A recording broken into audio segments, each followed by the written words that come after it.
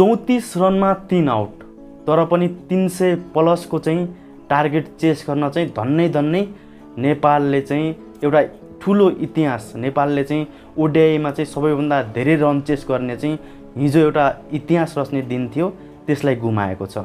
हारको मुख्य दोषी को मान्न सक्नुहुन्छ तपाईँ? ओपनर जोडी या बलिङतर्फ?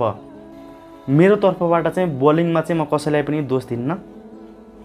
ओपनर जोडीहरू, दुईटा ओपनर जोडीहरूले चाहिँ राम्रोसँग चाहिँ एउटा ओपनर पार्टनरसिपलाई चाहिँ बिल्ड गर्न सक्नु भएन। हेर्नुहोस् त, कुशल भुर्तेल, आरिफ शेख र रोहित कुमार पौडेल मुख्य ब्याट्सम्यान नेपालका चाहिँ एउटा चाहिँ ब्याटिङको चाहिँ भार बोकेका 3वटा ब्याट्सम्यान चाहिँ 34 रनमा चाहिँ 3 आउट हुन्छ लगातार।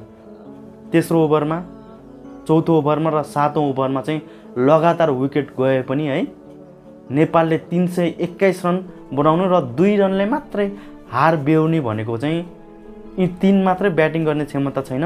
बाँकी भीम सार्की, सोमपाल कामी, दिपेन्द्र सिंह ऐरी, करण केसी हेर्नुहोस् त कति राम्रो चाहिँ यिनीहरूले ब्याटिङ गर्नुभएको, एकदमै मन जित्यो है।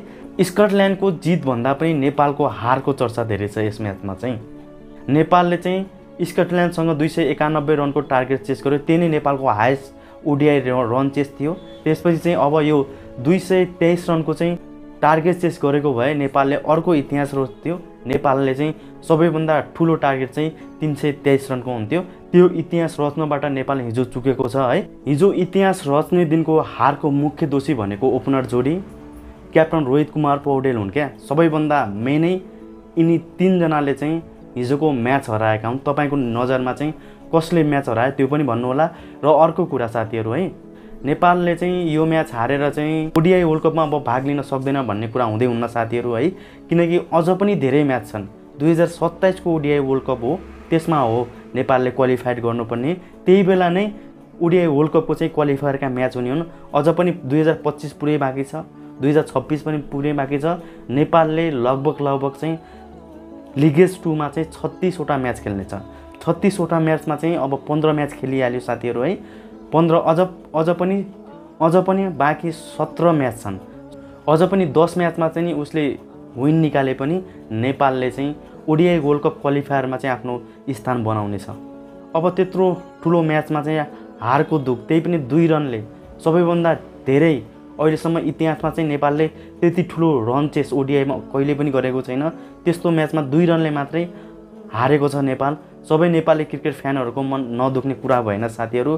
तैपनि यति ठुलो म्याचमा चाहिँ यति ठुलो रन चेसमा चाहिँ ओपनर जोडी रोहित कुमार पौडेलले चाहिँ अलि ध्यान दिइदिएको भए क्याप्टनले है, अलि स्लो मोसनमा गए पनि है पछिसम्म चाहिँ कुशल भुर्तेल, आरिफ शेखले चाहिँ राम्रो सट हान्न सक्छन् है। सरी, यी दाजुभाइको अलि नाममा कन्फ्युज हुन्छु, नत्र भने दाजुभाइ अलि एउटै नाम छ साथीहरू है। अनि रोहित कुमार पौडेल एउटा क्याप्टन भएको कारणले चाहिँ यत्रो ठुलो रन चेस आफूले पनि धेरै राम्रो चाहिँ टिकेर खेल्नुपर्ने, आफूले पनि ध्यान दिनुपर्ने कुराहरू हो साथीहरू है।